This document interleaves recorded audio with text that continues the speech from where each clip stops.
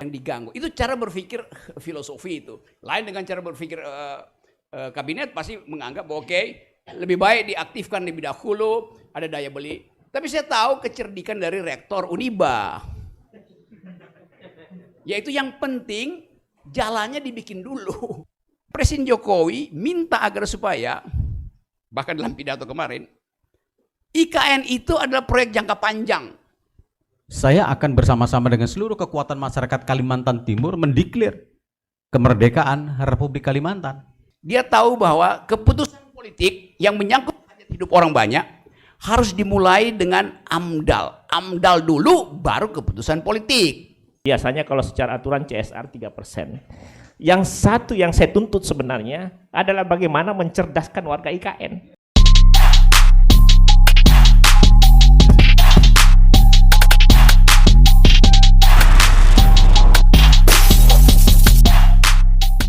Kira itu teman-teman, kita langsung saja mendengarkan pidato kenegaraan dari Presiden Akal Sehat Bung Rocky Gerung. Silakan Bung Rocky. Tapi rasanya kalau Bung Rocky duduk ini kurang asik. Saya ini selalu memperhatikan cara gaya Bung Rocky ketika berbicara. Lebih asik berdiri. Jadi nanti kita bisa melihat gesturnya Bung Rocky. Karena seringkali Bung Rocky ini memasukkan tangannya ke dalam saku nih. Silakan Bung Rocky. Beri aplaus yang meriah untuk Bung Rocky Gerung. Oke. Terima kasih buat kompor yang udah panas. Saya senang selalu kalau bertemu dengan komunitas pikiran itu. Artinya akan ada pertengkaran. Tapi bertengkar dengan pikiran itu memang fungsi dari kampus. Kampus dirancang untuk menggeleng, bukan untuk mengangguk-angguk. Apalagi terhadap negara tuh. Kalau kita pelajari riwayat universitas di seluruh dunia dari 300 tahun sebelum Masehi, kampus itu dirancang untuk mengatakan tidak pada kekuasaan, mengatakan tidak pada kekuasaan. Dari menidak itulah timbul percakapan akademis. Jadi tadi Pak Pembina memakai beberapa istilah yang saya bisa langsung tahu konteksnya itu. Ali Syariati.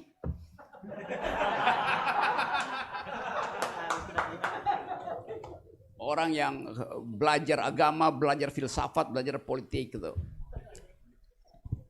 Dan kerjaan Ali Syariati adalah mengatakan tidak.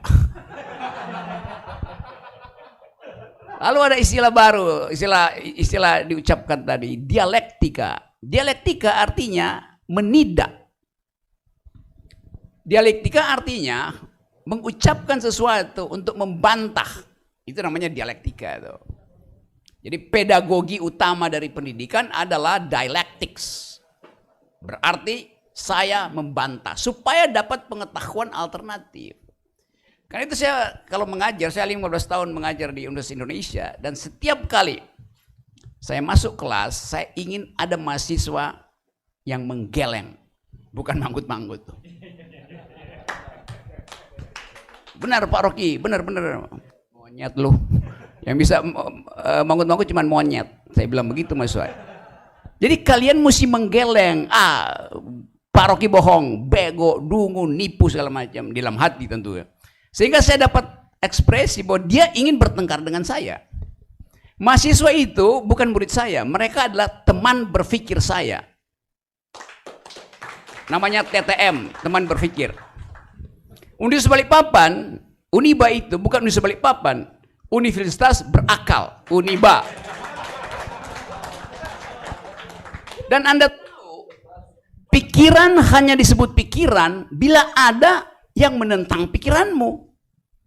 Kalau Anda berpikir dan gak ada yang menentang, Anda tulis tesis, Anda tulis disertasi, gak ada yang membongkar tesis Anda, itu artinya tidak ada dialektika. Buat apa kita ajukan pikiran dan orang manggut-manggut? Itu bedanya antara berpikir dan berdoa. Berdoa gak akan diganggu. Berpikir harus diganggu. Apalagi pikiran kekuasaan. Ini saya Kaltimpos, headline hari ini, investor tertarik bangun mall di ibu kota, di IKN tuh. Kenapa nggak bangun kampus? Karena bayangan tentang ibu kota adalah kemewahan. Jadi belum apa-apa investor udah tahu bahwa begitu IKN dipindah ke Kaltim, kekayaan akan terbagi merata pada seluruh masyarakat Kaltim sehingga daya beli Kaltim itu naik. Optimismenya begitu. Padahal barusan kita dengar semacam pesimisme bahwa distribusi tidak dihasilkan. Otonomi daerah itu adalah permainan di atas kertas saja. Jadi kalau kita tanya investor tertarik bangun mall di ibu kota, ini sekedar semacam sinisme. Ini baru berlaku, investor tertarik bangun mall di IKN, kalau Kaltim betul-betul berdaulat. Daulat yang paling tinggi artinya merdeka. Jadi kalau Kaltim merdeka, ini bisa dilakukan. Tapi kenapa kita tidak mau mengganggu pikiran yang menganggap bahwa NKRI harga mati? Kenapa kita tidak berpikir bahwa ini negeri ini terlalu besar, sehingga kalau dibuat negara-negara kecil mungkin lebih berbahagia kita tuh.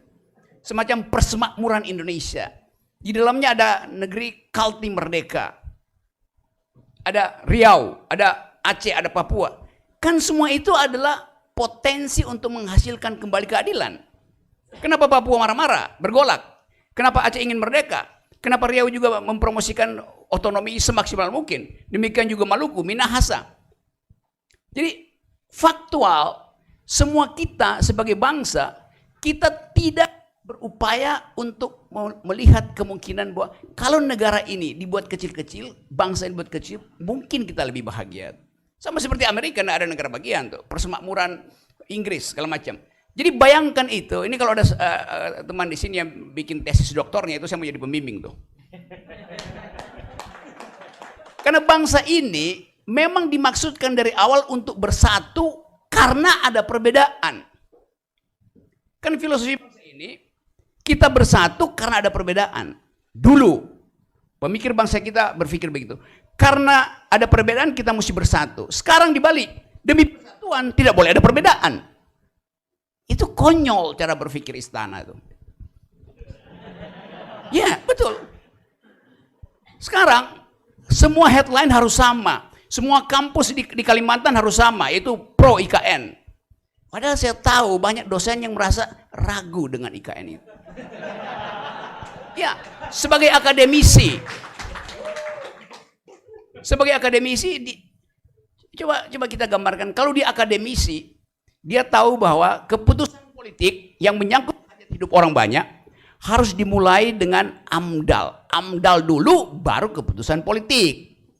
Yang terjadi di IKN, Presiden Jokowi telah memutuskan untuk memindahkan ibu kota, lalu kampus-kampus diminta lakukan AMDAL.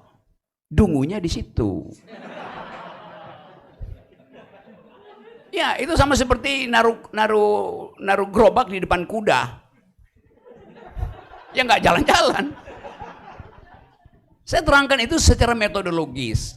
Kalau kita belajar environmental ethics, AMDAL di dalam filsafat lingkungan adalah usaha maksimal untuk menghalangi pembangunan infrastruktur. Itu filosofinya. Kalau akhirnya lolos, itu artinya infrastrukturnya betul-betul environmental friendly, ecological sound. Itu intinya tuh. Jadi memang AMDAL itu adalah nasihat alam untuk melindungi dirinya sendiri. Jadi filosofi itu mesti kita pastikan ada di situ tuh. Sekarang kita lanjutkan dengan keadaan kita hari ini. Apakah kita tadi masih bisa memikirkan masa depan itu?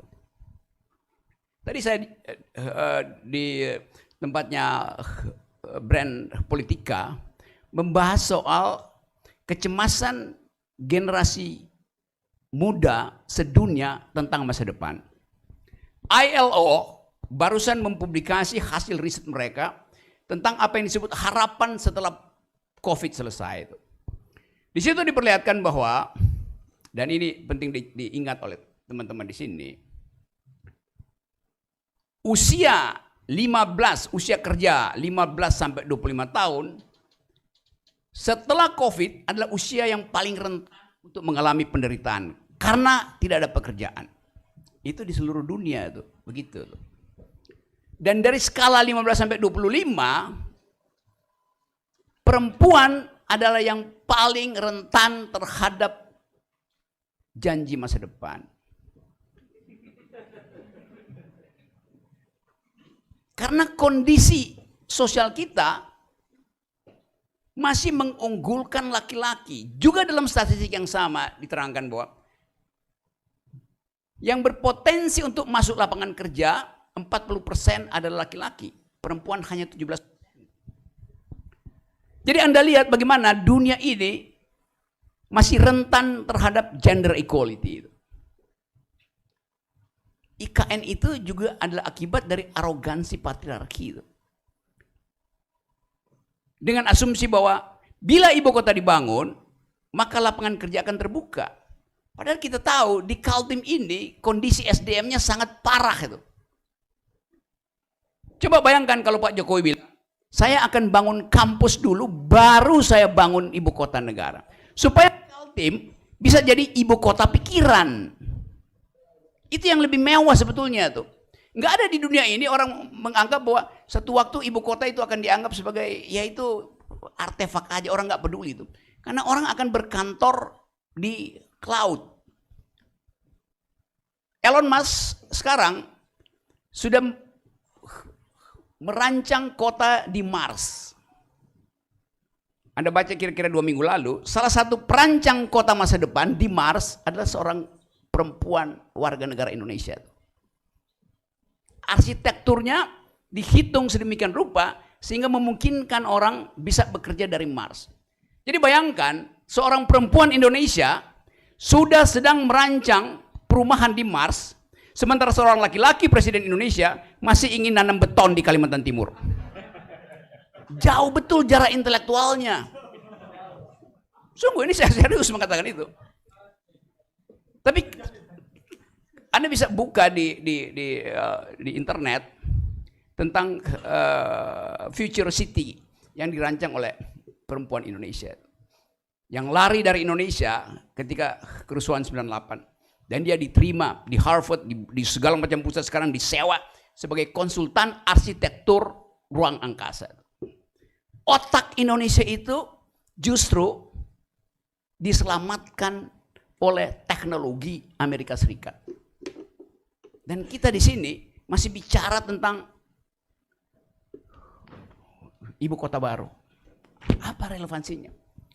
Tentu itu bernilai sebagai hal yang secara ekonomi bisa menghidupkan lapangan kerja. Tapi dari perspektif ilmu pengetahuan itu adalah barang yang udah nggak laku. Orang bangun ibu kota nggak laku.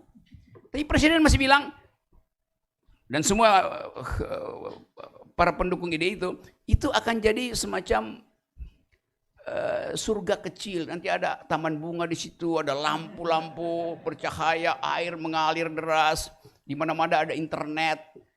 Yes, 5 tahun ke depan bahkan itu udah nggak ada di dalam pelajaran arsitek. Nggak ada pentingnya itu. Mungkin dalam 2 tahun selesai barang itu. Karena ilmu pengetahuan berubah setiap 8 jam. Efek estetik kita yang membayangkan planet Mars itu membatalkan semua asumsi tentang apa yang disebut konstruksi itu. Mungkin nanti dalam 2 minggu ke depan kita bergantor di hologram itu. Saling posting hologram dan bercakap-cakap melalui hologram itu. Jadi saya mencoba mengungkapkan ini sebagai potensi untuk menghadapi masa depan yang tidak pasti itu. Nah, di mana itu dimulai? Dari percakapan semacam itu buka perspektif gitu. Jadi sekali lagi, masalah-masalah mendasar kita adalah kita takut berpikir di luar kebiasaan. Nah, kampus harus mulai dengan memastikan bahwa saya ingin berpikir di luar kebiasaan. Do think the unthinkable. Itu dalilnya tuh. Nah, karena itu mulailah dengan menggeleng. Kalau dosen Anda masuk kelas, menggeleng aja. Salah Pak, kurang, kacau. Karena dosen ilmu fisika misalnya, yang nggak baca jurnal 2 minggu terakhir, pengetahuannya langsung hilang. Karena fisika ilmu yang sekarang bertumbuh secara eksponensial dalam hitungan waktu. Semua tesis berubah. Jadi Itu pentingnya kita manfaatkan Balikpapan ini sebagai pusat merencanakan cara berpikir alternatif. Cara berpikir alternatif. Nah, cara berpikir itu artinya memberi kritik. Dan jangan kritik yang tanggung. Kampus punya peralatan untuk kasih kritik karena diajarin metodologi di situ. Kalau kekuasaan diajar untuk berbohong. Karena saling menutupi masalah. Kita nggak lihat misalnya, coba Anda buka sedikit berita beberapa hari lalu, dan Anda lihat bagaimana setiap menteri mengucapkan hal yang berbeda dengan menteri yang lain. Kenapa begitu? Karena kalau sidang kabinet, Presiden Jokowi belum pernah Presiden Jokowi muncul untuk menerangkan hasil sidang kabinet. Nggak ada, padahal dia yang memimpin sidang kabinet. Begitu Presiden Jokowi selesai sidang, dia ke dalam, dan dia nggak tahu siapa yang akan ucapkan hasil sidang kabinet. Kadang-kala Mahfud depan mic ngomong ekonomi, padahal dia Menteri Pertahanan, nggak ngerti apa-apa. Kan itu yang terjadi. Pak Muldoko ambil alih, padahal dia bukan anggota kabinet, dia KSP itu. Jadi nggak ada desain sebetulnya. Kalau Anda perhatikan, apa output dari sidang kabinet? Itu output, belum outcome-nya tuh. Outputnya aja udah nggak ada, apalagi outcome. Jadi itu yang membuat saya terus-menerus memberi kritik. Hanya untuk memperlihatkan bahwa kalau tidak ada focal point di luar kekuasaan, kekuasaan itu berbahaya. Data yang dipertengkarkan sekarang. Pemerintah bikin LKPP, apa namanya itu? Laporan Keuangan Pemerintah Pusat. BPK periksa itu. Dan BPK tidak menemukan lampiran misalnya anggaran PEN. Yang triliunan itu tuh. Tapi angkanya ada, tapi lampirannya nggak ada. Jadi nggak tahu ini buat beli apa. Padahal buat peneliti yang lebih penting adalah lampirannya, bukan nilainya tuh. Sekarang kita mau riset apa tentang PEN? Lampirannya nggak ada. Masa terima aja data itu? Demikian juga BUMN bikin laporan, tapi kemudian terlihat bahwa kok semuanya bagus. Padahal tagihan internasional terhadap separuh BUMN kita ada di semua media internasional.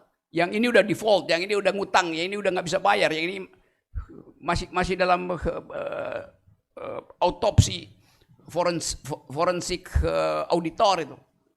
Tapi kemudian terlihat kok bagus semua tuh. Karena ada yang namanya holding company. Jadi yang busuk-busuk dimasukin sama-sama yang bagus ya jadi bagus juga tuh. Itu tipuan-tipuan autopsi begitu tuh. Jadi sekali lagi saya senang betul karena ini satu kesempatan bagi kita untuk membuka perspektif. Apalagi kita anggap bahwa Kalimantan ini begitu dibuka IKN, itu hak burung untuk bertengger di pohon nggak ada lagi tuh. Hak cacing untuk menyuburkan tanah hilang karena diganti dengan beton itu. Hak air untuk mengalir dari bumi menjadi sungai kecil melewati kapiler pohonnya berubah jadi hijau daun, fotosintesis lalu menguapkan jadi embun di pagi hari, nggak ada tuh. Jadi ongkos ekologinya sangat mahal. Itu poin saya yang selalu saya ingin terangkan.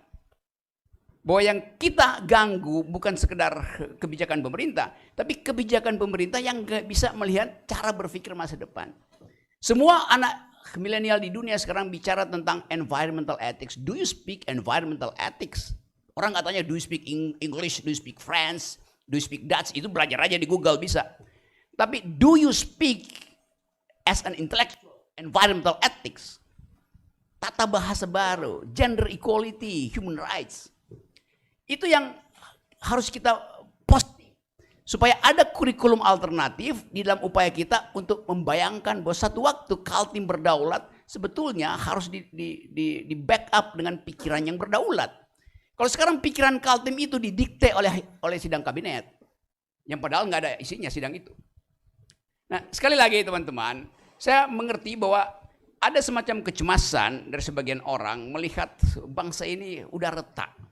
Tapi keinginan kita untuk memperbaiki itu bukan demi pemerintah, tapi demi Ibu Pertiwi. Tadi marsnya Uniba itu adalah saya berjanji demi Ibu Pertiwi. Saya tidak pernah berjanji demi presiden, demi kabinet.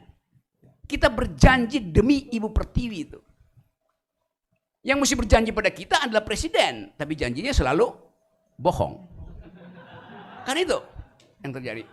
Coba ucapkan, satu orang suka tanya ke saya, Pak Rocky kok nggak pernah kasih pujian pada presidennya? Ya memang nggak ada yang bisa saya pujikan itu. Memang nggak ada. Semua janjinya nggak ada tuh. Dan apalagi pujian itu harus, ya tapi presiden mengatakan bahwa Indonesia sudah tidak import beras. Presiden mengatakan Indonesia memproduksi jagung. Lalu saya bilang, baca data 3 tahun terakhir, Indonesia masih import beras. Jadi presiden berbohong kemarin. Kita nggak lagi, kita jadi eksportir jagung. Iya, yang terlihat kita menjadi eksportir jagung. Tapi bulan lalu saya masih ada di Bima. Di Bima itu dulu, sepanjang jalan dari, saya naik ke Gunung Tambora, dari Bima menuju Tambora, ke Gunung Tambora, itu ada hutan yang hijau. Kemarin sebulan lalu saya lewat, itu udah dicoklat semua. Karena ditanamin jagung, dan jagung begitu dipanen berantakan tanahnya tuh. Jadi pemerintah bilang begini, silahkan tanam jagung, pemerintah kasih insentif harga maupun pupuk. Lalu petani Bima beramai-ramai merambah hutan. Karena ada iming-iming dari pemerintah pusat. Salah nggak petani Bima? Enggak. Mereka membutuhkan kehidupan. Tapi pemerintah pusat tidak pernah meneliti lahan yang disediakan itu justru melakukan perusakan lingkungan. Dan bukan cuma itu. Saya meneliti di situ bahwa pupuk buat jagung itu hanya bisa buat jagung, buat tanaman lain dia jadi racun. Jadi nggak bisa lagi diganti, selain tanah itu mesti dilongsorkan dulu.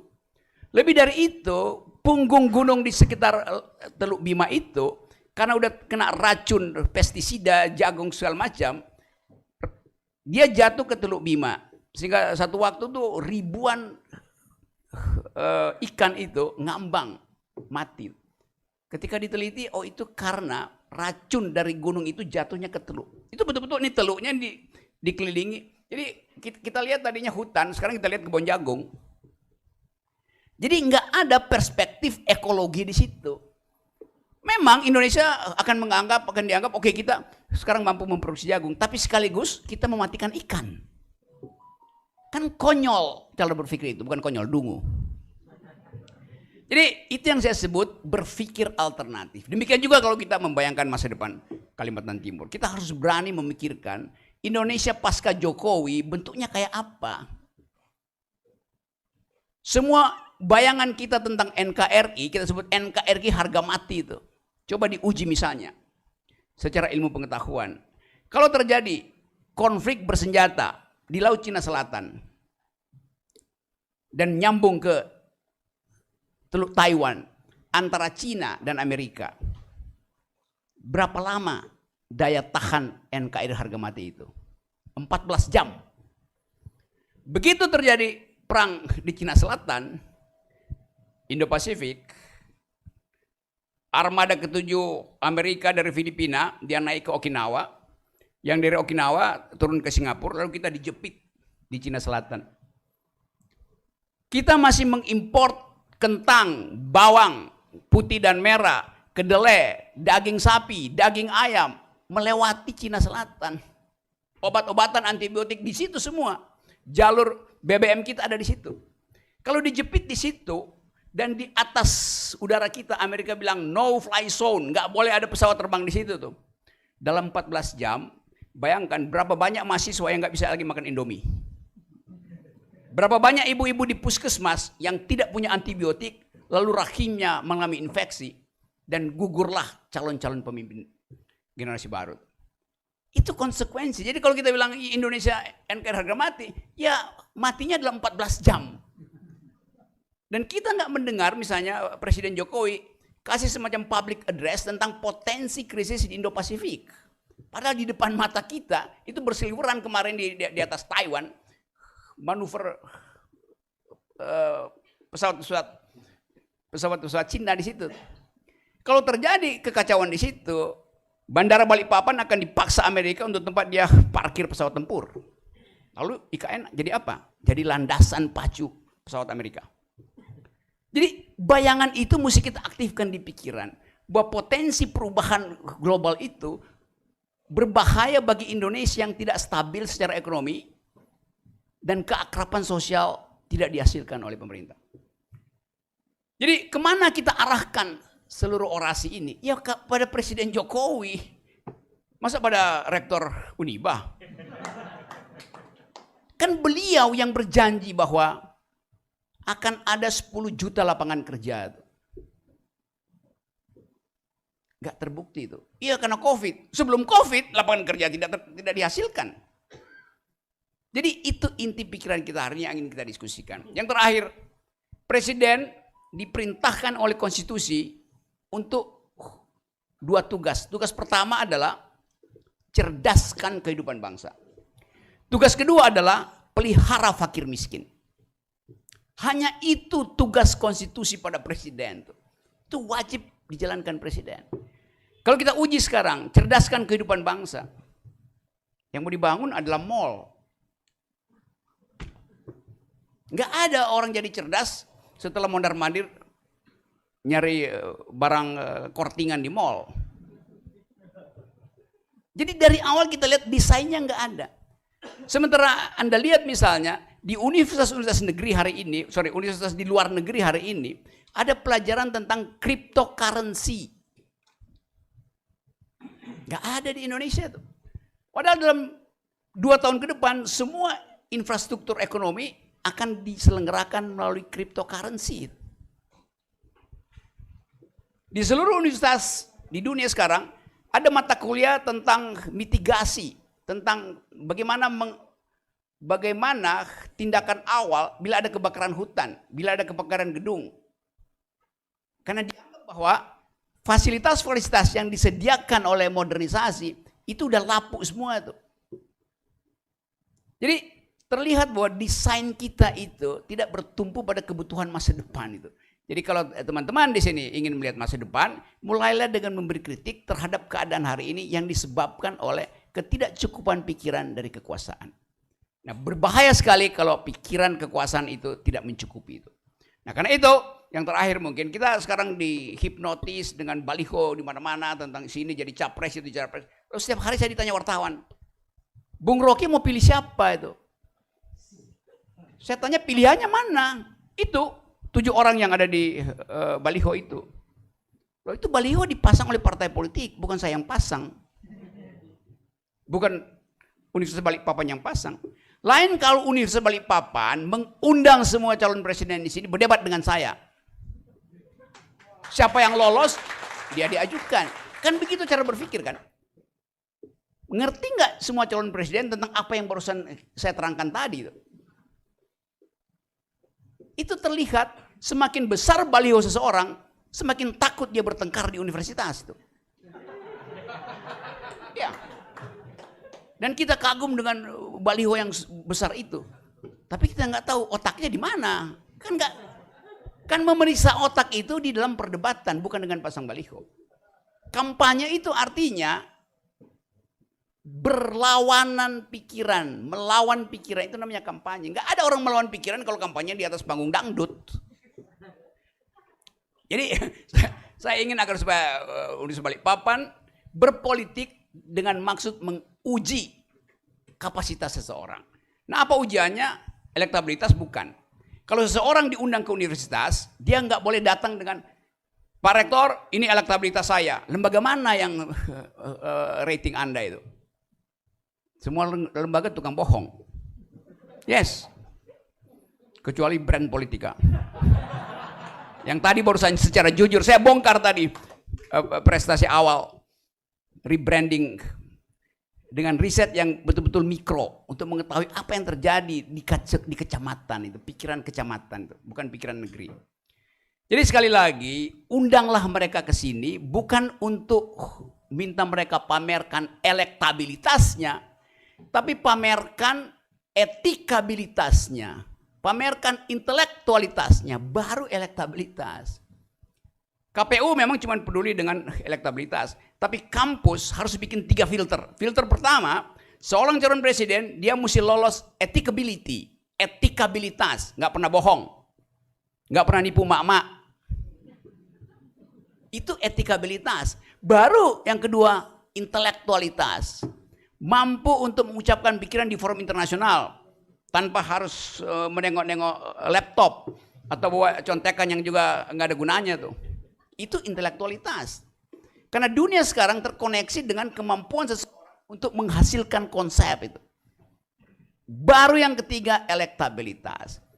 Jadi undang semua capres di situ, bilang kami akan uji etikabilitas Anda, intelektualitas Anda, baru terakhir elektabilitas Anda. Siapa akan uji? Bilang dosen Universitas Balikpapan.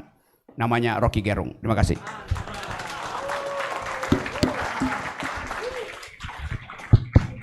Terima kasih Bung Rocky Gerung. Beri aplaus sekali lagi.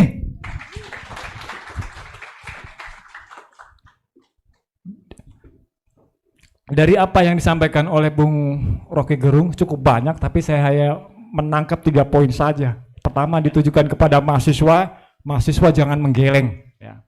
Kemudian terkait dengan IKN, jangan mengangguk. Kemudian yang kedua terkait dengan persoalan IKN, Bung Rocky mengibaratkan IKN itu seperti kita menaruh gerobak di dalam gudang, dan gimana? Oke, seperti itu. Dan saya kira Pak Rektor juga punya perspektif tersendiri, dan ini perlu juga didengar oleh Bung Rocky Gerung, ya.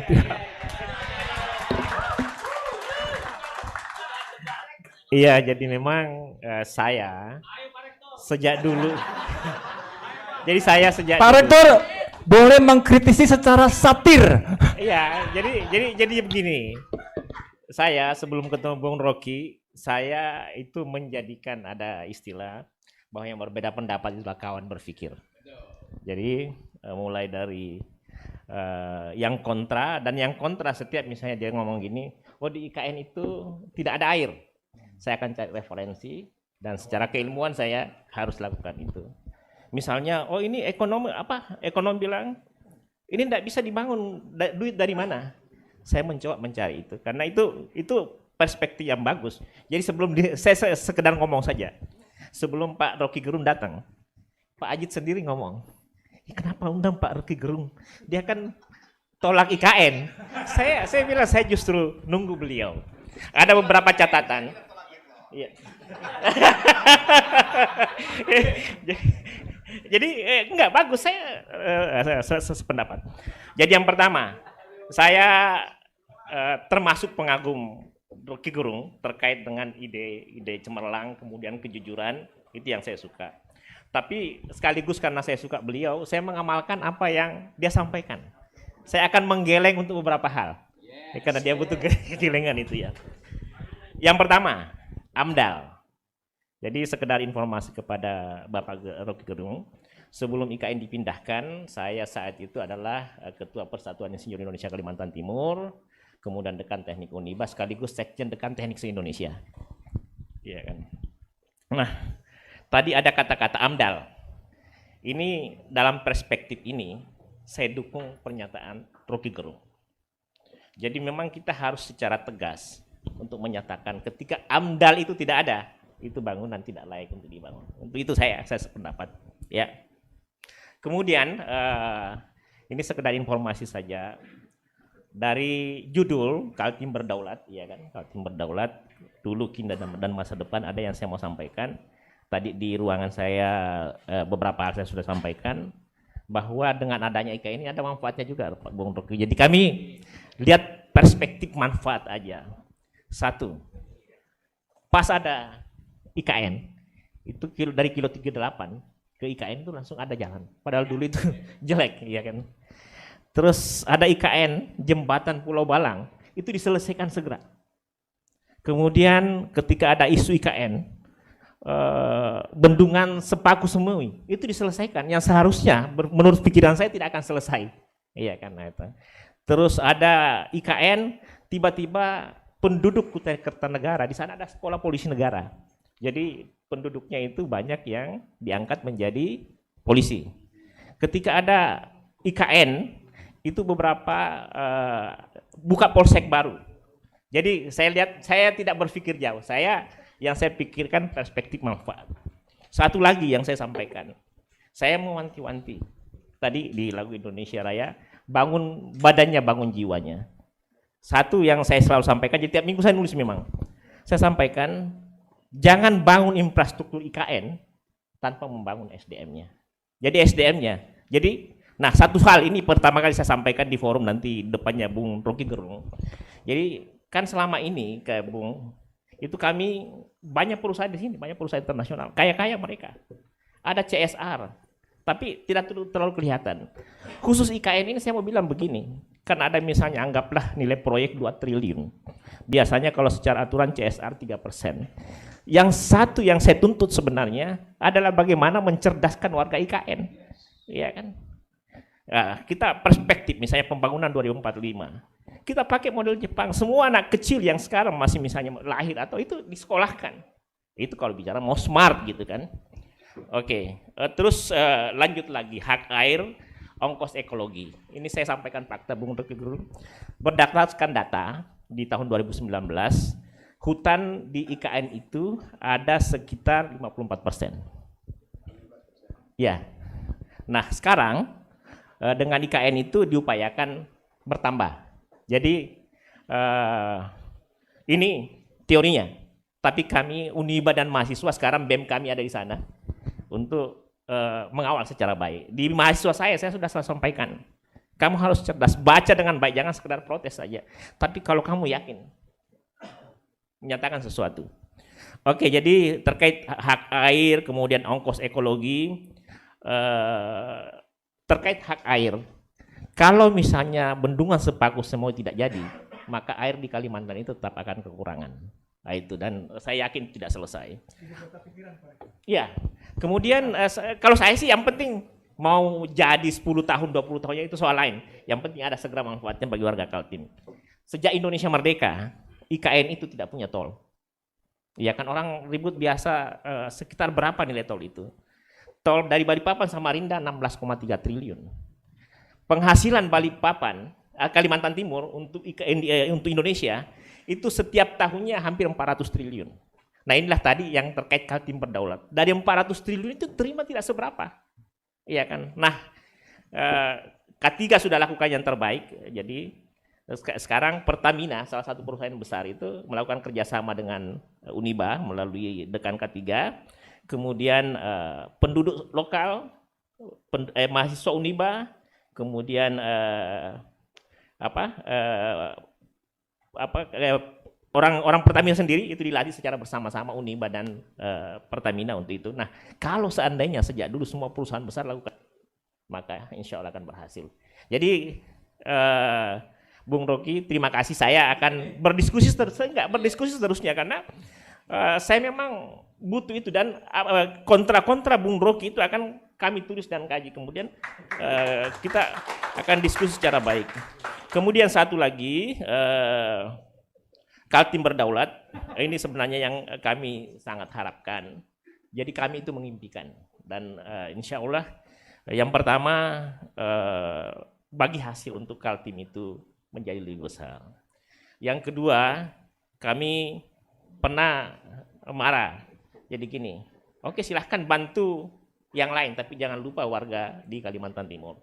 Nah, di tempat ini saya meyakini kedatangan Bung Rocky luar biasa, ya. Dan pastinya ada orang bilang sejelek-jeleknya orang ada kebaikannya. Nah, ini yang berbeda saya dengan Bung Rocky.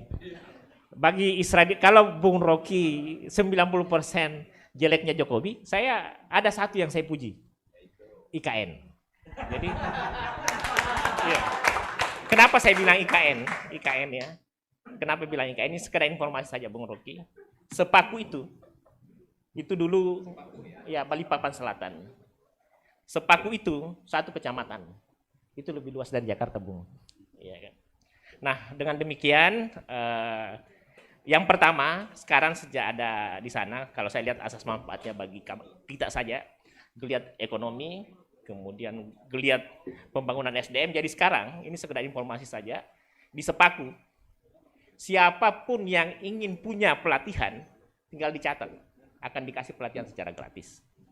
Ya, tapi apapun itu, secara teoritis Undang-Undang Nomor 3 Tahun 2020, Peraturan Pemerintah Nomor 17, 62, 63, kemudian Peraturan Presiden 62 itu baik. Tapi jujur saja, Uniba akan berada di garda terdepan untuk mengawal itu.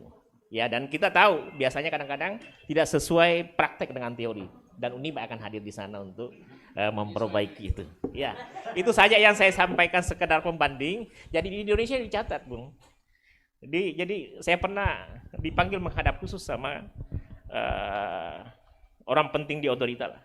Salah satu pernyataannya itu Rektor Uniba adalah pengawal utama daripada ibu kota negara.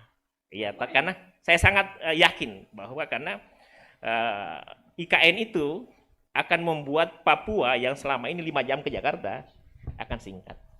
Kemudian satu hal, IKN ini kalau misalnya secara Bhinneka Tunggal Ika, proporsinya ini 35% Jawa, 20% sisanya gabung-gabung. Jadi itulah yang pada intinya. Dan satu hal lagi, dalam perspektif ekonomi, di IKN itu ada yang namanya ALKI 2, Alun-Alun Kepulauan Indonesia 2, yang sama dengan Selat Malaka, yang kasih Singapura triliunan rupiah. Nah, bagi saya satu hal, jadi yang ini kata kuncinya begini, IKN ini untuk sementara memberi manfaat yang sangat banyak bagi masyarakat. Kalau orang ngomong merusak lingkungan, nah itu tadi saya sudah sampaikan, data 2019 hutan itu sekitar 54%. Kemudian sekarang secara teori yang akan dibangun itu adalah 70% hutan. Kemudian yang kedua yang saya perlu sampaikan juga bahwa terkait dengan ibu kota negara itu bekas-bekas tambang. Jadi saya biasa nyari narasumber utama. Jadi Wakil Menteri Lingkungan Hidup pernah ke sini juga hanya untuk menyampaikan seperti itu.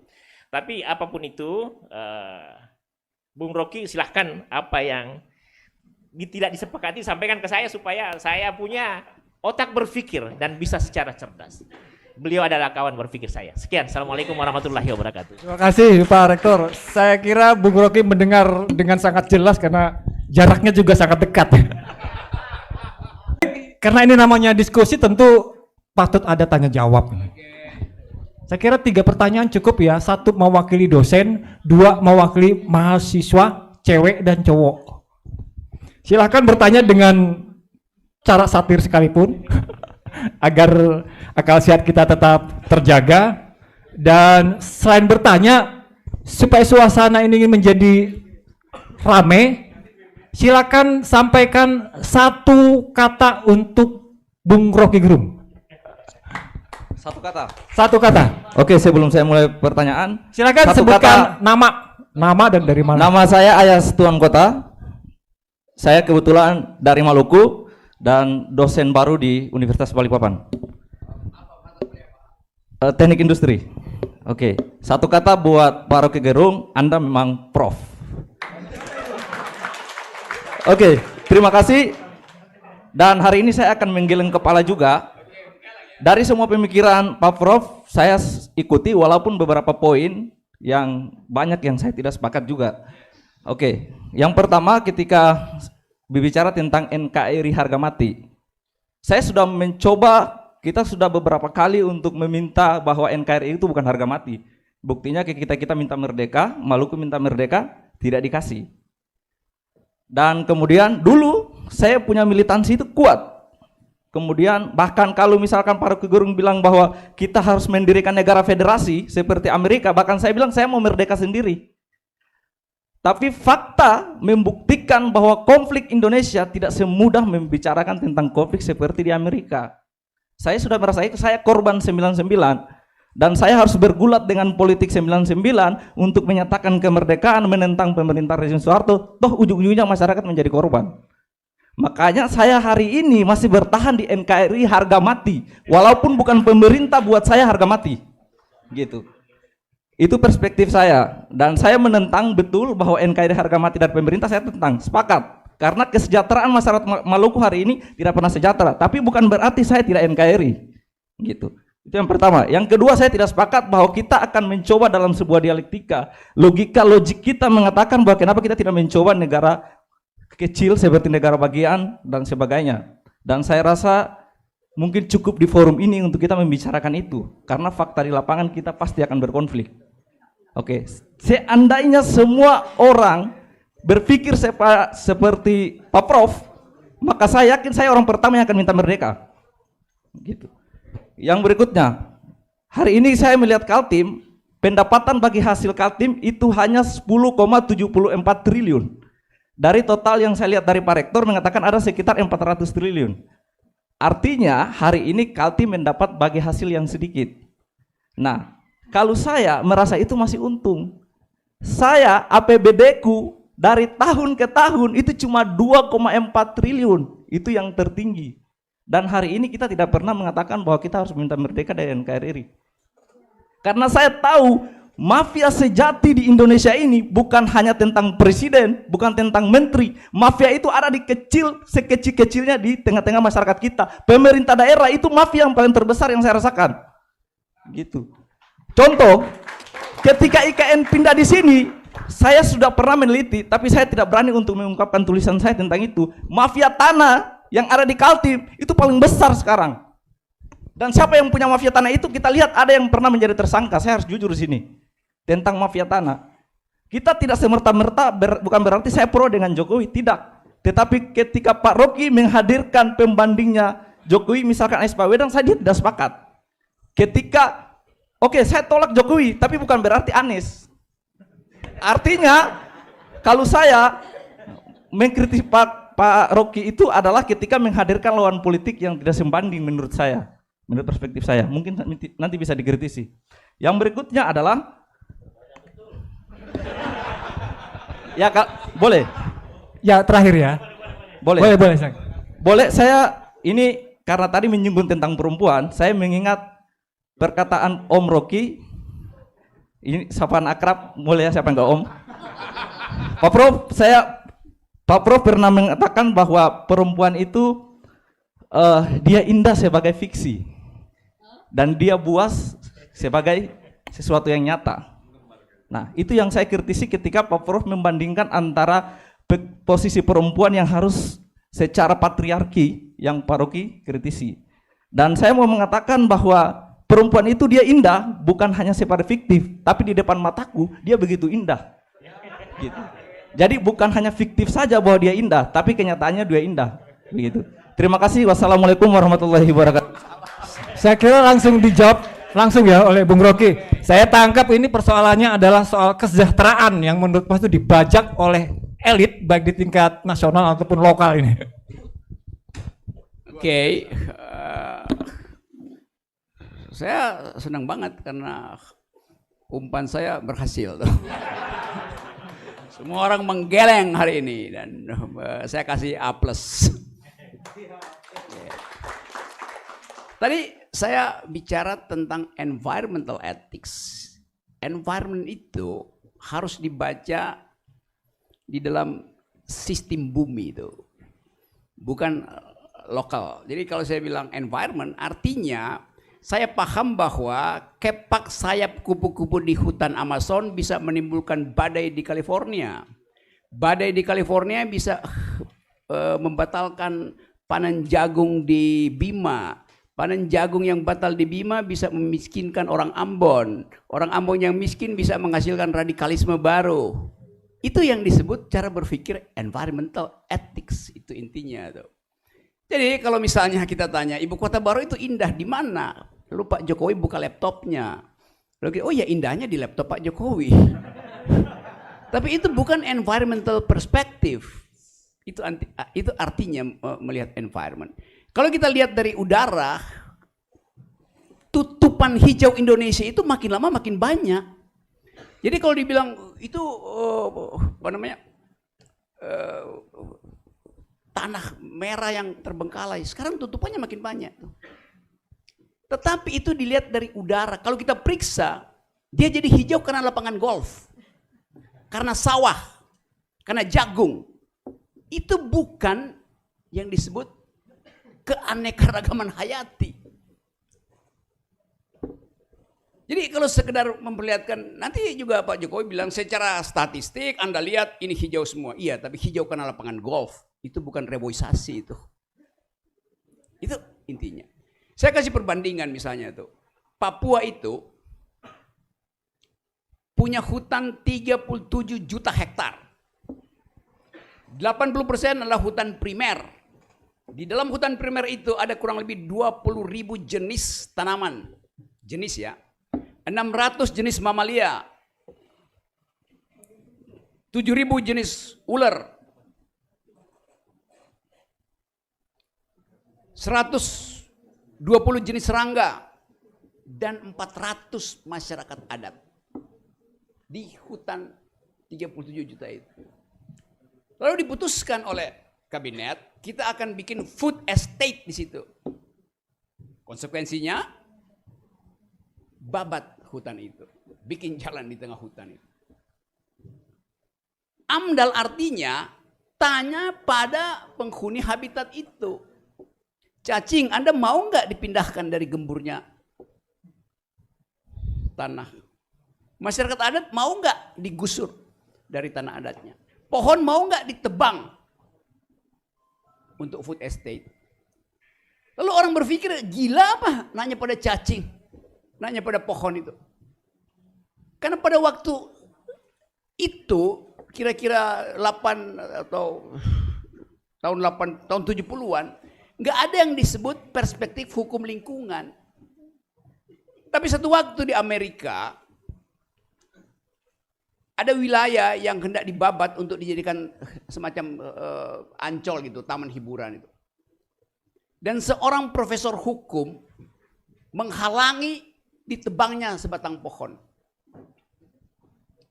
Si profesor bilang begini, pohon itu punya hak hukum untuk membela dirinya ke depan pengadilan. Namanya legal standing. Semua orang anggap gila, pohon gak bisa berjalan di depan pengadilan. Datang before the law untuk mempertahankan haknya. Tetapi si profesor bikin perumpamaan.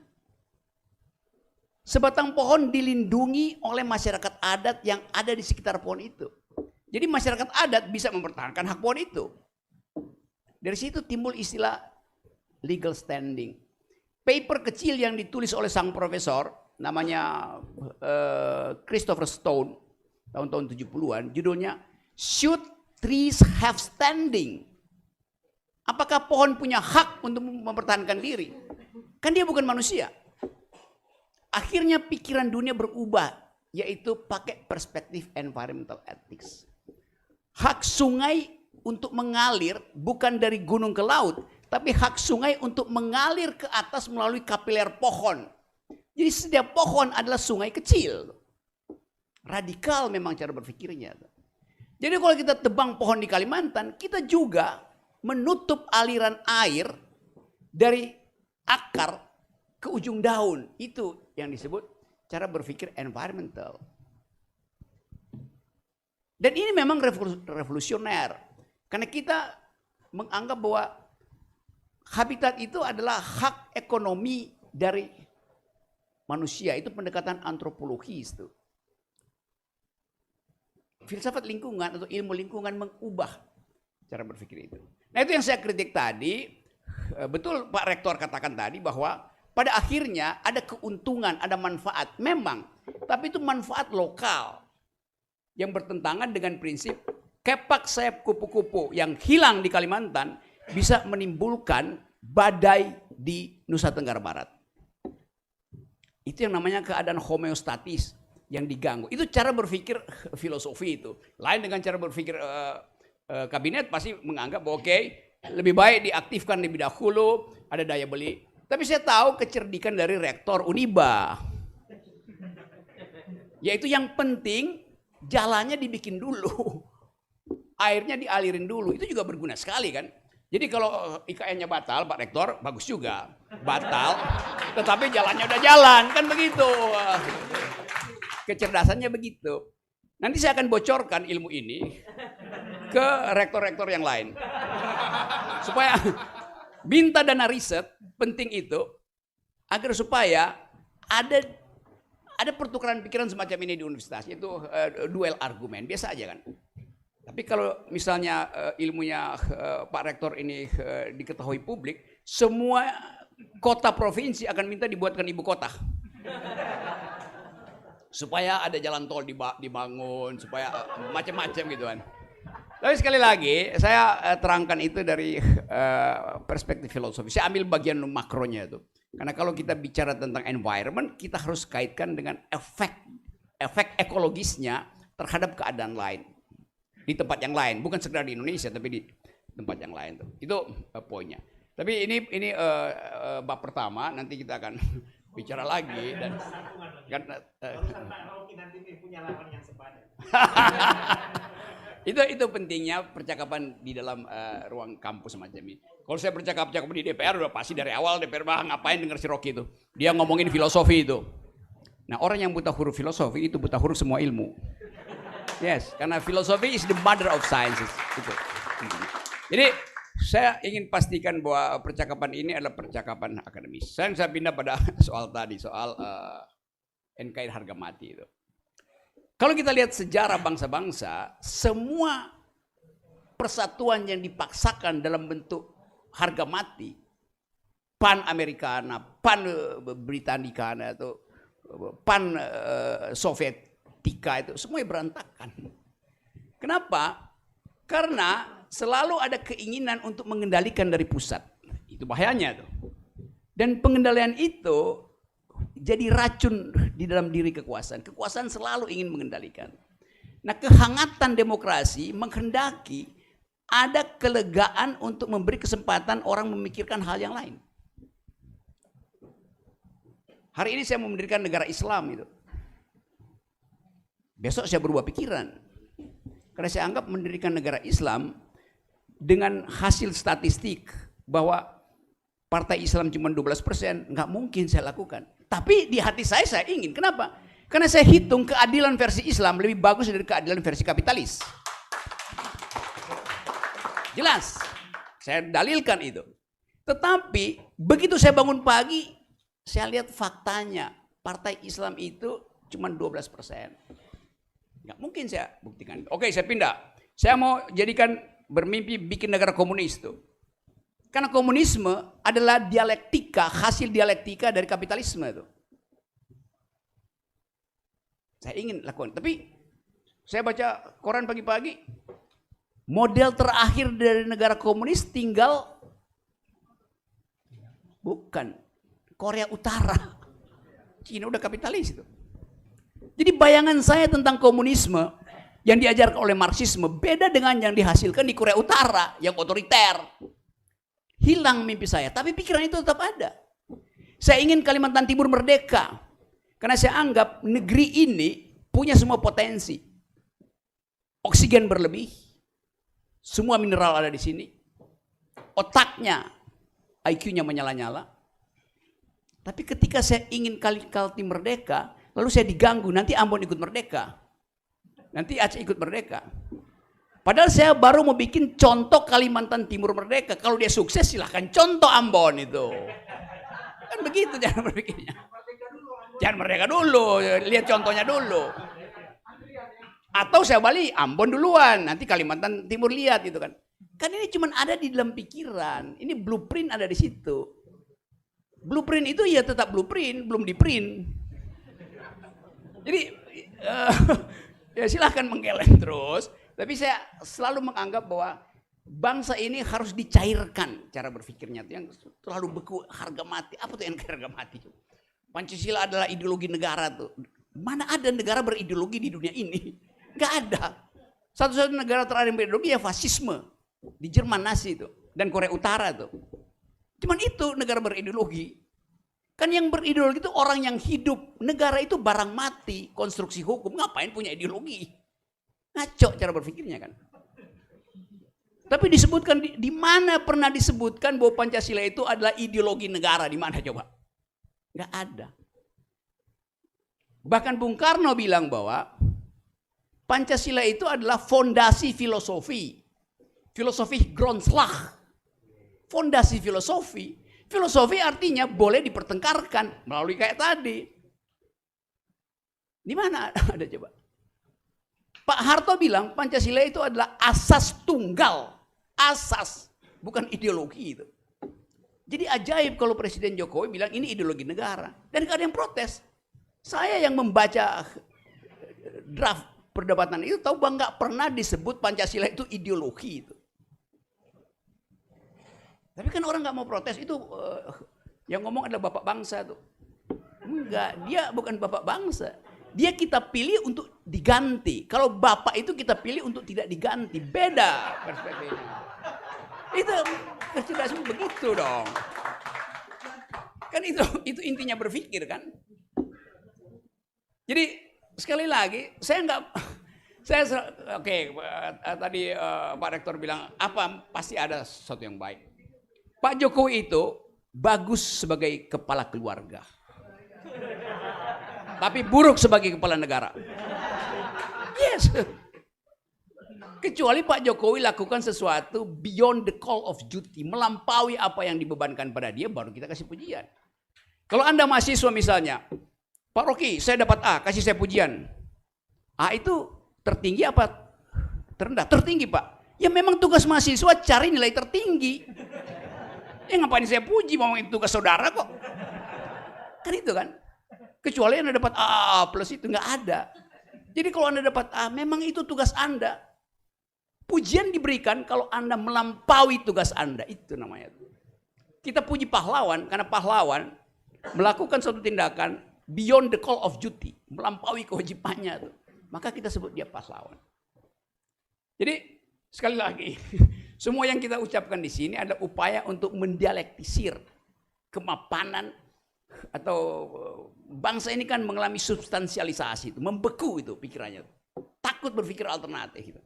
Dikit-dikit makar, apa makarnya tuh? Orang berpikir aja kok makar itu. Iya kan? Apa namanya, tempat jin buang anak. Ya imajinasi aja, orang Betawi itu kalau bercanda begitu. Tapi kemudian ada yang melapor, pasti bukan masyarakat adat yang melapor. Ada orang Jakarta yang melapor, baru kedengaran sama masyarakat adat, baru heboh tuh. Padahal apa poinnya? Besok saya jadi saksi ahli lagi buat saya dimulai bilang. Ya. Nanti saya bilang Kalimantan Timur bukan tempat jin buang anak. Tapi tempat jin berakal. BA juga, Uniba. Ya, teman-teman, saya mengerti bahwa kita tidak punya, udah lama bangsa ini tidak punya teman berpikir, sehingga kita hanya mengangguk-angguk. Jadi gelengan Anda hari ini adalah kenikmatan berpikir kita bersama. Nah, jadi kita ada saya komentar sedikit dulu. Silakan Pak Rektor. Ini memang momen terbaik ketemu. Jadi ini sekedar informasi saja. Jadi saya kasih pencerahan Pak Rocky Gerung sahabat saya ya. Jadi IKN yang sekarang akan dibangun di 2022-2024 itu 900 hektar saja. Jadi sekitar 900 hektar. Yang sebagian besar adalah hutan tanaman industri. Ya, penyangga. Nah, di situ akan dibangun istana dan beberapa itu. Yang penting saya tadi sudah ada bangunan, ya kan? Nah, ini sekedar informasi saja. Hutan tanaman industri akan dirubah, akan diganti dengan berbagai macam tumbuhan. Ya. Kemudian sekarang sudah ada pembibitan dan direncanakan ada 16 juta bibit dan itu untuk penghutanan seluruh Kalimantan. Ini sekedar informasi saja. Pak Rocky, talking about environmental ethics, we know that we talk about the world, you know. Okay, so in my opinion, what should be done in the new capital Indonesia is according to the Undang-Undang Nomor 3 Tahun 2022 is for the world, only that, yeah. So I think about environmental ethics. As the data I will give to you that in 2019 there are about 54% for forestry, and next will be 65%. So if you talk about yeah. Yeah, above. That is about 65%. So in my opinion, jadi ini langsung saja bahwa bicara terkait kerusakan hutan atau environmental ethic di IKN, sebenarnya dengan adanya IKN justru untuk menghutankan kembali, termasuk menagih janji semua bekas-bekas tambang untuk dijadikan hutan. Akan tetapi kalau kita tidak usah bicara, kita bicara 2024 saja. Keuntungan yang bisa diperoleh dari 2004, yang pertama, hutan tanaman industri yang dimiliki konglomerat yang akan diambil alih. Nah, itu satu. Dan sekarang udah mulai. Ya, udah mulai. Terus yang kedua, hutan itu akan dijadikan hutan sesuai dengan komposisi hutan dalam arti sesungguhnya. Yang ketiga, insya Allah akan bermanfaat. Setelah 2024 itu soal lain. Yang penting kasih jari dulu itu. Ya, sekian. Itu aja. Terima kasih. Assalamualaikum warahmatullahi wabarakatuh. Baik, terima kasih. Saya kurang paham Pak Rektor yang terakhir itu bahasa apa itu. Ya, teman-teman, tadi saya menangkap sedikit apa yang disampaikan oleh Bung Rocky ini kaitan dengan kita harus memitigasi kekacauan di masa depan akibat butterfly effect gitu ya. Yang gini-gini saya kebetulan backgroundnya kehutanan, jadi sedikit paham lah soal itu, lingkungan ya. Silakan yang kedua, karena kami yang ada di depan ini sangat memuliakan wanita, maka pertanyaan kedua kami berikan kepada mahasiswi. Pada mahasiswi ada? Ada dari mahasiswi? Mama? Atau silahkan mahasiswa. Sisi kiri yang pakai baju hitam.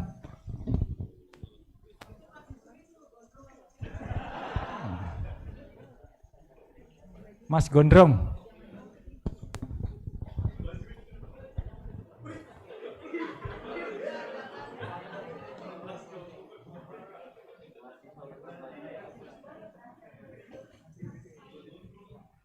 Ya baik, Assalamualaikum warahmatullahi wabarakatuh. Shalom, Om Swastiastu, Namo Buddhaya, salam kebajikan bagi kita semua. Hidup mahasiswa, hidup rakyat Indonesia, hidup wanita yang melawan, merdeka.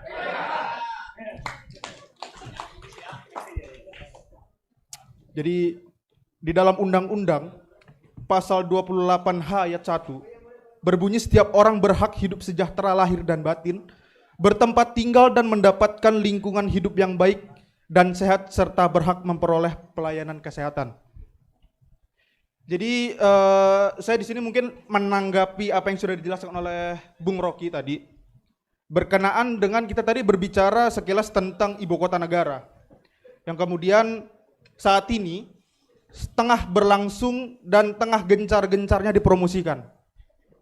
Kita ketahui bahwasanya promosinya, iklannya itu ada di mana-mana, mulai dari baliho, mulai dari iklan perumahan, sampai di televisi sekalipun kita sudah mendengar dan membaca akan hal itu.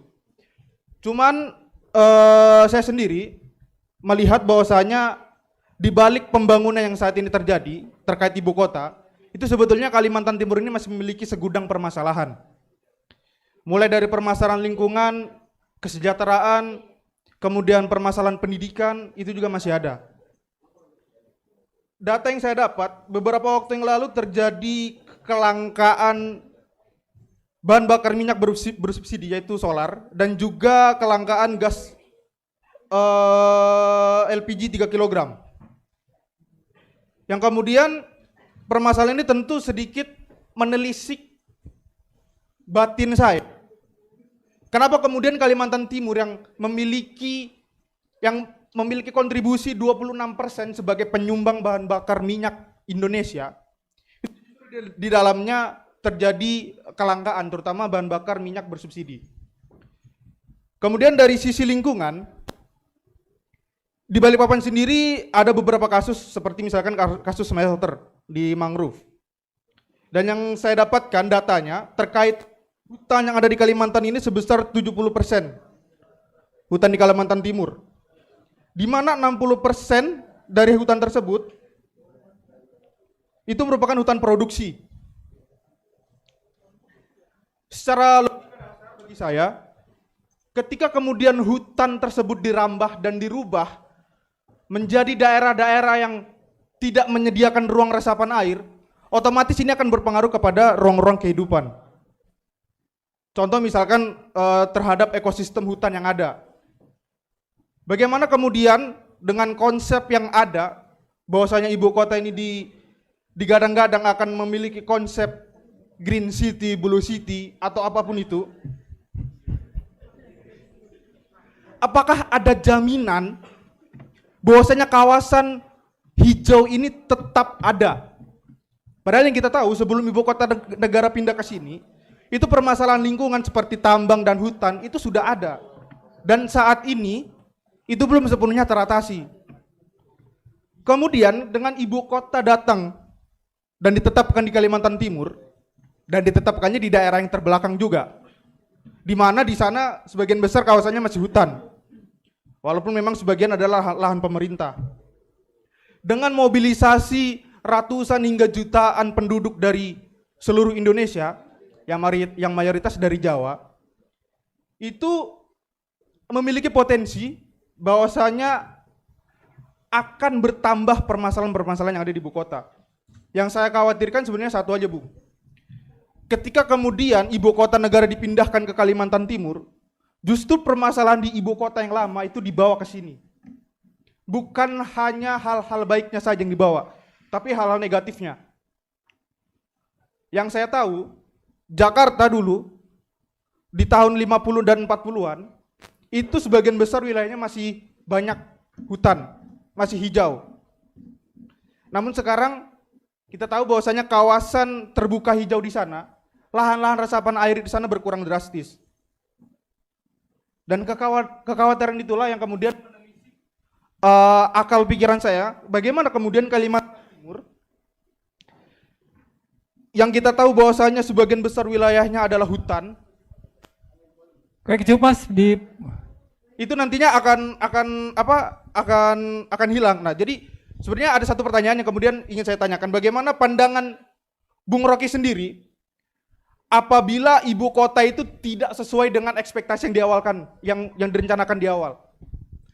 Apakah Bung Rocky kemudian akan menyuarakan ini lebih keras lagi? Atau seperti apa, Bung?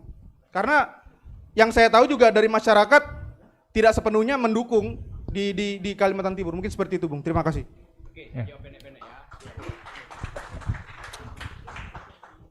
Oke, saya akan jawab lebih pendek dari pertanyaan Anda.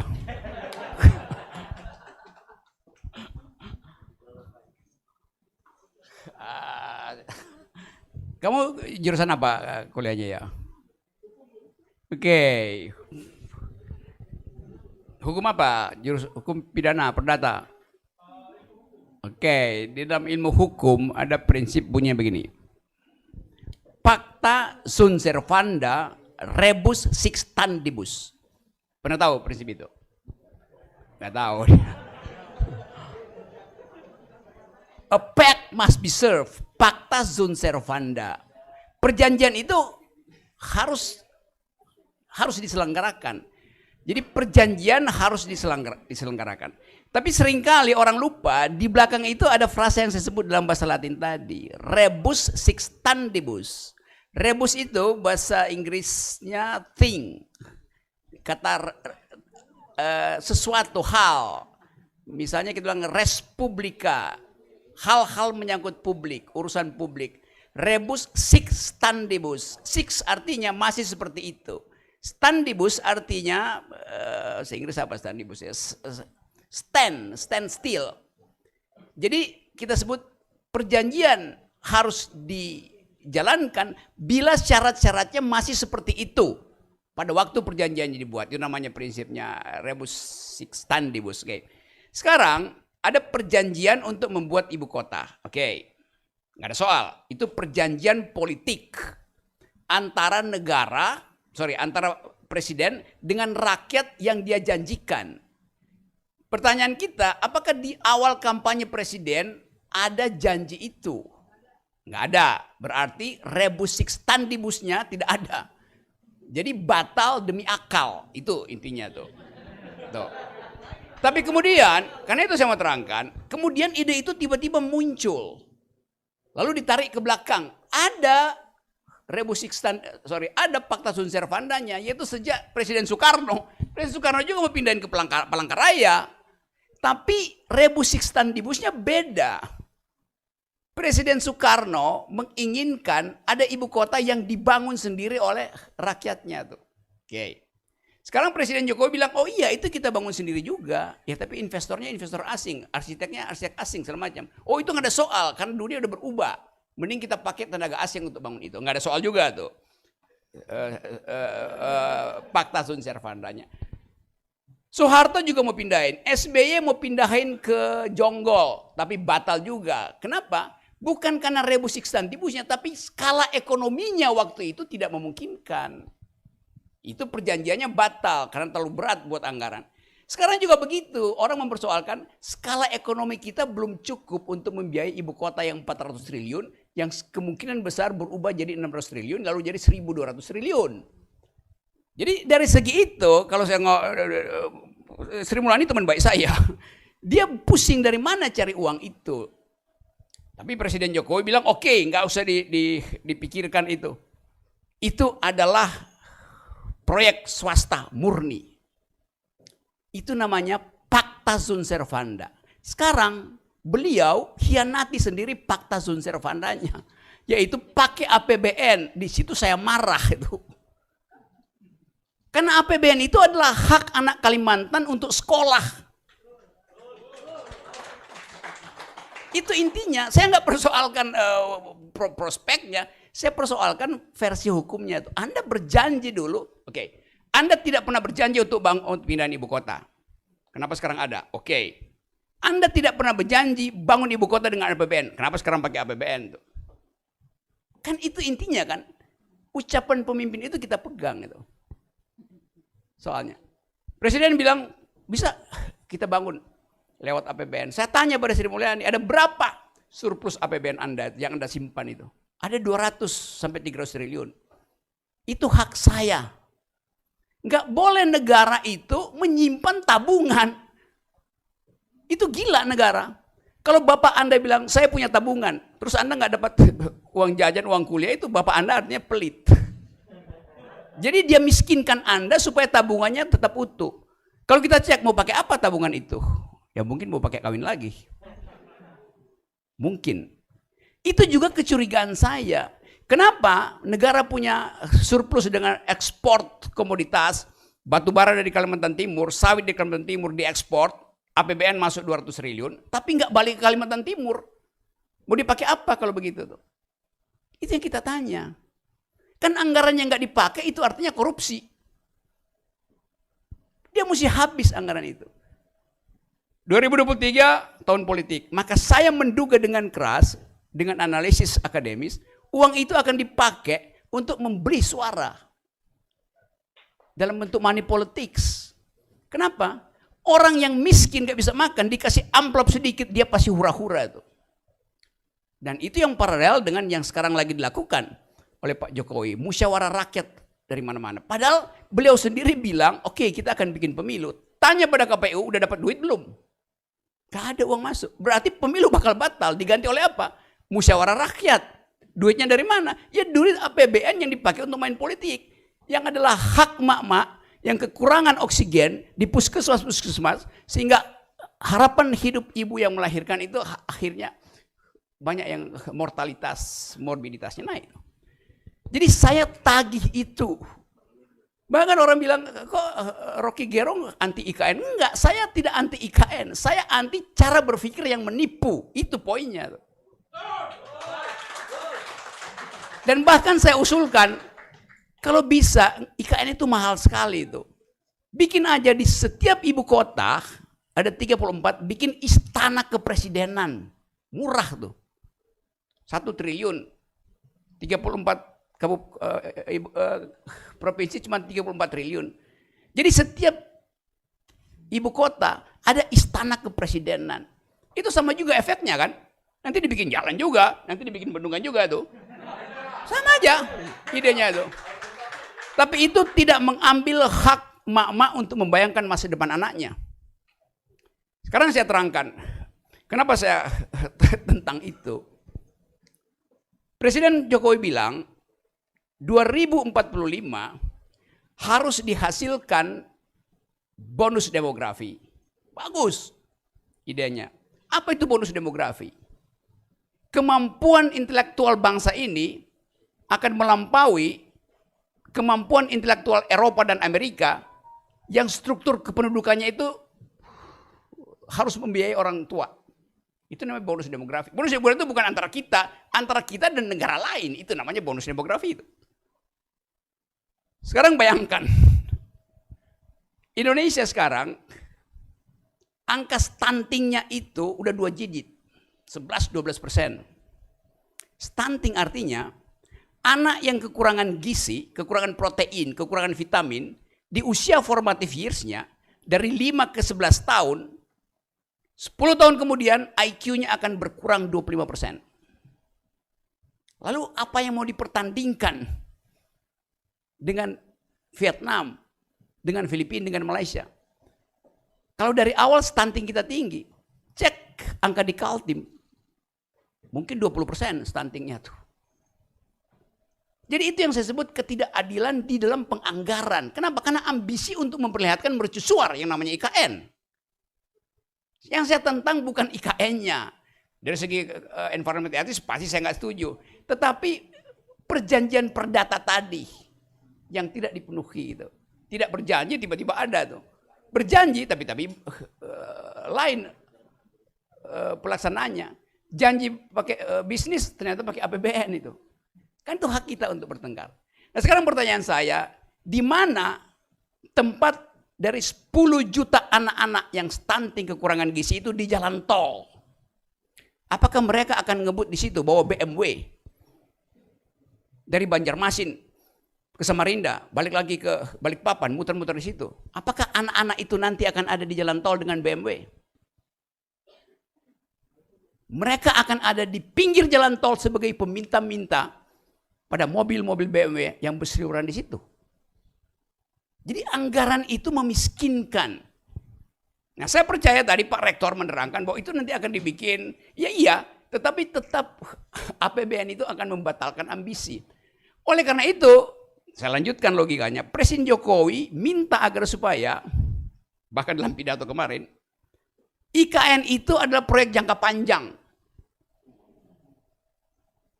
Nanti ada tahap berikut, presiden berikut harus melanjutkan IKN itu. Pertanyaan etisnya, apa hak presiden sekarang untuk mengatur presiden berikut? Kecuali presiden berikut adalah anak cucu presiden sekarang. Kan demokrasi bisa membatalkan. Tentu kita ingin supaya itu nggak batal. Tetapi nggak boleh ada perintah bahwa presiden berikut harus melanjutkan pembangunan yang mangkrak oleh presiden sebelumnya. Kalau itu terjadi artinya presiden berikut harus direstui oleh presiden sekarang. Itu bahaya bagi demokrasi itu. Itu aja. Jadi sekedar untuk bukan menjebak, melihat di mana logical fallacies dari permainan kekuasaan itu. Tapi buat keterangan kemanfaatan, itu pasti bagus, manfaat. Tetapi kita juga mesti tahu manfaat bagi kita bukan manfaat bagi anak-anak yang lagi stunting sekarang itu kan.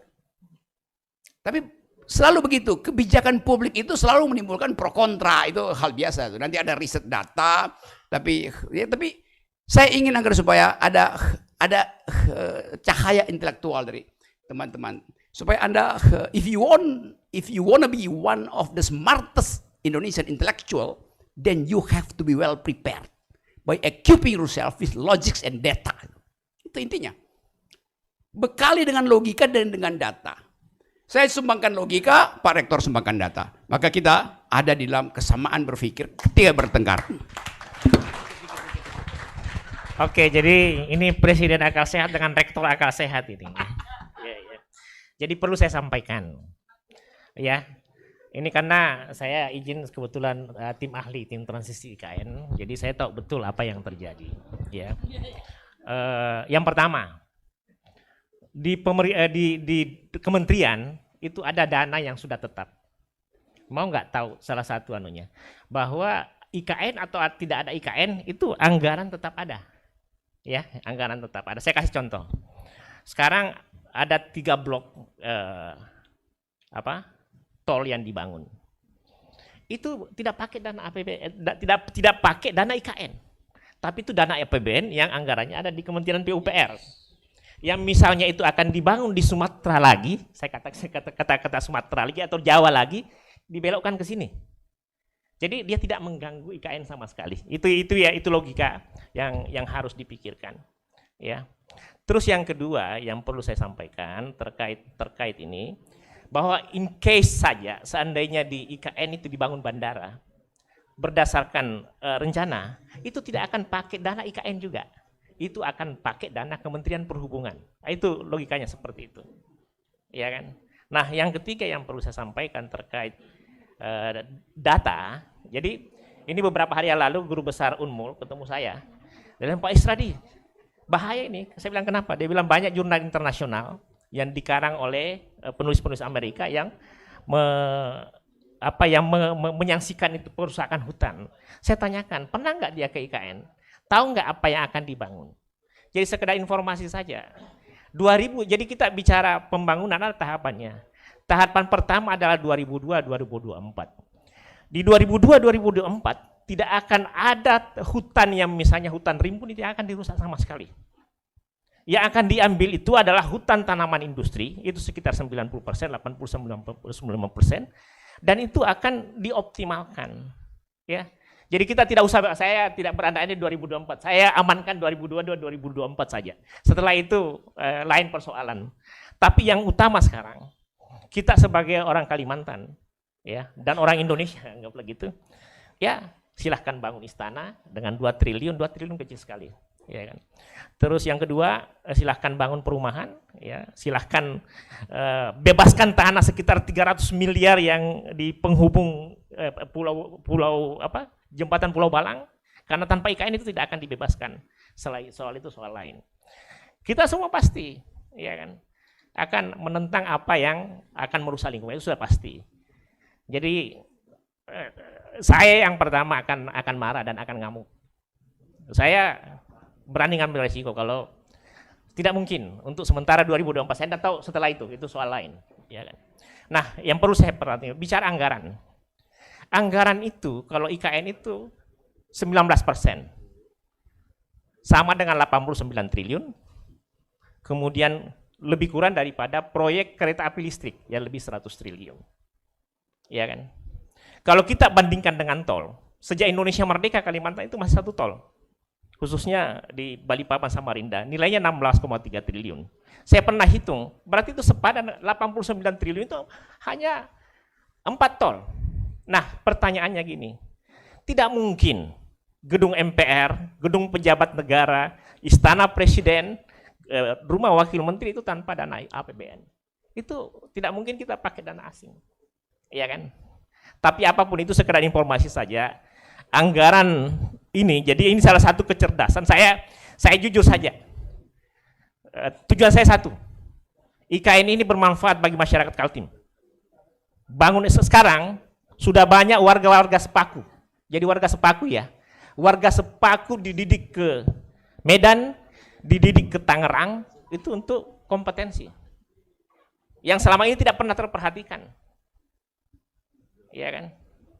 Sekarang tadi saya tidak datang karena saya ada kewajiban menghadiri Yudisium Uniba. Ada Smart Village. Itu gratis. Disponsori Telkom. Ada proyek-proyek lain pelatihan, disponsori salah satu perusahaan besar di sana.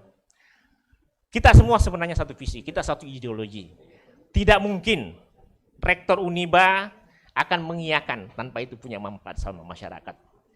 Yang pasti saya berterima kasih sama Bung Rocky Gerung yang kawan berpikir, ya itu luar biasa.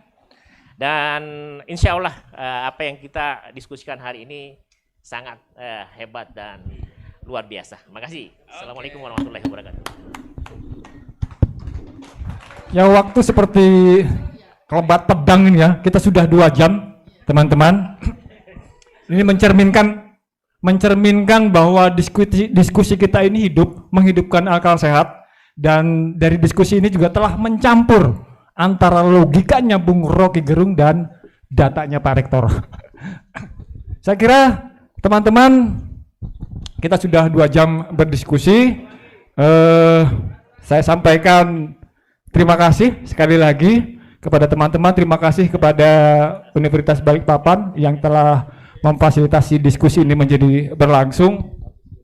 Saya ingin menutup diskusi ini dengan membacakan quote Bung Rocky Gerung. Waktu tidak memerlukan keyakinan karena ia telah menyediakan semua keinginan seperti cinta. Salam Slebeo. Terima kasih. Wassalamualaikum warahmatullahi wabarakatuh.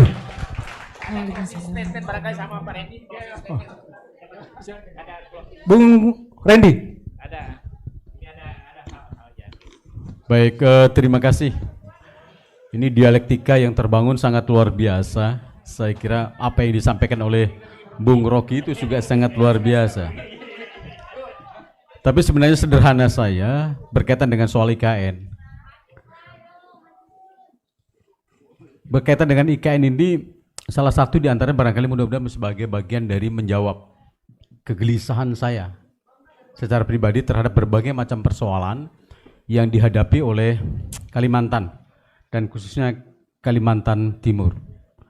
Saya kira isu teman-teman sekalian, isu disparitas ya, itu terjadi sejak zaman Pak Soeharto sangat luar biasa lah. Dan kemudian itu tidak pernah terjawabkan. Kesenjangan pemerataan pembangunan masih begitu sangat luar biasa. Diskriminasi perlakuan dalam konteks pembangunan ekonomi juga terjadi.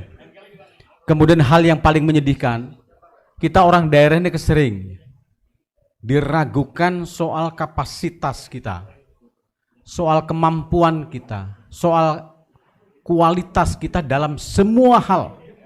Sehingga kemudian banyak sekali peluang-peluang strategis ya, yang ada di daerah ini, kita tidak bisa berbuat apa-apa dan pada akhirnya kita berdiri sebagai penonton.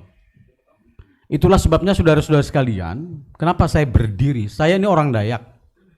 Ketersinggungan saya sangat luar biasa ketika kemudian ada orang luar dan itu mengkontaminir ya, orang lokal yang mengatakan bahwa bagaimana mungkin orang Kalimantan itu bisa berkompetisi ya, dengan orang lain, dengan lulusan UI, dengan lulusan UGM, dengan lulusan ITS. Wong kualitasnya aja seperti itu. Ini membuat saya terhenyak dan tersinggung, dan narasi itu terus-terusan dibangun oleh banyak pihak yang ternyata pada faktanya saya melihat gitu. Berkaitan dengan kue, ya kita sebut sajalah kue pembangunan gitu. Itu tetap terpusat di Jawa. Dan itulah yang kemudian melahirkan perguruan tinggi hebat di Jawa. Sementara di Kalimantan Timur, Unmul itu berdiri sejak tahun berapa? Masih tetap juga dipertanyakan soal kualitasnya. Ketidakmampuan alumni Unmul ya, untuk kemudian mendapatkan posisi atau kepercayaan posisi strategis. Ini adalah fakta dan realitas yang kemudian terjadi. Dan saya Bung Rocky, kaitan dengan IKN sih saya sederhana sebenarnya. Membantu saya mudah-mudahan memang dibangun istana di sini. Sehingga 2024 kalau kemudian terjadi negeri ini chaos gitu ya. Saya akan bersama-sama dengan seluruh kekuatan masyarakat Kalimantan Timur mendeklar kemerdekaan Republik Kalimantan. Dan saya kira kalau saya jadi presiden Republik Kalimantan, itu Brunei Darussalam, Saudi Arabia, kemudian bahkan mungkin negara-negara yang sekarang masuk G20 dalam waktu 10 tahun lewat itu. Saya berkeyakinan itu karena memang kekuatan Kalimantan sangat dahsyat dan luar biasa, potensi luar biasa. Nah selama ini kita menjadi anak manis. Yang kedua, dalam konteks kesejarahan Bung Rocky, kita ini orang Kalimantan memang telah dihianati sejak Kalimantan ini menyatakan diri bergabung dengan Republik Indonesia. Bayangkan saudara-saudara sekalian, ketika kesultanan di Kalimantan dengan senang hati, terbuka, legowo untuk menerima sebagai bagian dari Republik Indonesia. Waktu itu kita dijanjikan, bukan saja dijanjikan, terikat pada traktat, pada perjanjian bahwa Kalimantan ini akan menjadi statusnya sama di Jogja, daerah istimewa. pemerintahnya ada swapraja. Hak-hak dasar rakyat Kalimantan dalam semua aspek tetap dikelola oleh orang Kalimantan. Yang terjadi dalam perkembangannya apa? Hak-hak dasar dirampas. Dalam konteks kekuasaan politik, kita pernah mengalami tragedi dahsyat yang menjelang tahun 65 nih, Bung Rocky. Seluruh kesultanan di Kalimantan diberangus, ya, dibumi hanguskan, dilululantakkan, dihancurkan. Dan kekuasaan politik yang ada betul-betul dan kami waktu itu tidak berdaya, tidak mampu berbuat apa-apa. Mempertanyakan tentang perjanjian yang diperjanjikan. Kalau di Jogja itu ada ijab kabul, kita tidak punya kemampuan itu. Dan kemudian perlakuan-perlakuan diskriminatif, perlakuan-perlakuan penghinaan, penistaan terhadap orang Kalimantan dalam tanda petik loh, itu berlangsung terus sampai zaman Pak Harto dan lain sebagainya. Sehingga saya, Bung Rocky, kalau saya jalan ke museum Kutai, situ tertulis di museum, diserahkan oleh bukan Sultan. Sultan Kutai tidak pernah menyerahkan itu kekayaan Kutai, tidak pernah. Yang menyerahkan itu adalah Panglima Kodam. Apa urusannya Kesultanan Kutai dengan Panglima? Panglima Kodam 9 Mulawaran pada saat itu yang namanya Kolonel Suharyo, itulah yang kemudian membantai kesultanan-kesultanan yang pada saat awalnya itu mengikat perjanjian dengan Bung Karno sebagai daerah-daerah istimewa, tapi kemudian dirampas begitu saja, kemudian dihempaskan menjadi. Ini problem. Waktu itu mungkin berpikir sih, kalau toh misalnya kita dirampas kekuasaan politik sultan-sultan nggak apa-apa, asal rakyatnya dioptimalkan, diberdayakan, dimakmurkan, SDM-nya dikuatin, nggak ada persoalan barangkali. Tapi yang terjadi kan enggak, Bung Rocky. Yang terjadi kan tidak gitu. Institusi pendidikan Unmul pun, ya itu tadi, lembaga pendidikan tinggi kita sedih kita. Sampai dengan hari ini pun kalau kita lihat potret Unmul juga tidak seperti apa yang kita harapkan. Uniba juga saya, swasta ini juga tertatih-tatih untuk kemudian bisa membangun seperti ini. Dan kemudian dipertonton kepada kita Kalimantan Timur, itu hampir berapa? 600 triliun per tahun anggaran menyumbang kepada Republik itu baru Kalimantan Timur loh ya, belum berbicara tentang Kalimantan. Nah, kalau sekarang kemudian saya menangkap sederhana aja, kaitan dengan IKN, mudah-mudahan dibangun, kemudian nggak jadi, tapi sudah terbangun istananya, sudah terbangun infrastrukturnya, tinggal saya nanti menjadi presiden, ya gampang, udah gampang. Saya akan hire Bung Rocky Gerung ya sebagai penasihat utama ahli saya ya untuk memimpin Republik Kalimantan Timur atau kalau Kalimantan Republik Borneo. Saya kira mungkin itu sebagai closing statement saya. Ya mudah-mudahan dialektika seperti ini akan terus kita kembangkan sehingga kemudian kita akan mendapatkan pikiran-pikiran cerdas ya, kemudian kita memang benar-benar bisa mengisi kebangsaan kita dengan kecerdasan intelektual kita. Yang pasti Bung Rocky, bahwa kita komunitas akademis yang ada di Universitas Balikpapan bukanlah orang-orang, kumpulan orang-orang yang intelektualitasnya itu satu kolam yang diisi dengan 200 orang, enggak gitu. Kolam kita kolam besar dan satu kolam satu orang Kalimantan. Saya kira demikian, terima kasih. Assalamualaikum warahmatullahi wabarakatuh. Terima kasih. Sekali lagi beri aplaus untuk Bung Rocky Gerung, Pak Rektor dan Bung Randy. Terima kasih. Wassalamualaikum warahmatullahi wabarakatuh.